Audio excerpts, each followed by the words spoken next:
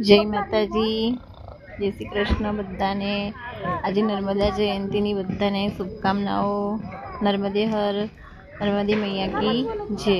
આજે અમે અહીંયા તિલકવાડામાં પરિક્રમા કરે છે, ત્યાં પરિક્રમા કરતા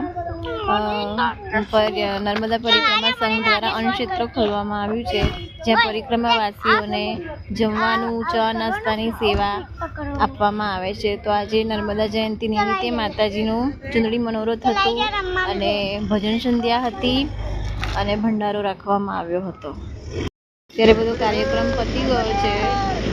રીતે ટેમ્પો ટ્રાવેલ્સ ને ગાડીઓ બધા પરિક્રમાવાસીઓ આવે છે ને અહીંયા એમને સેવા આપવામાં આવે છે, જમવાની, નાસ્તો કરવાની બધી।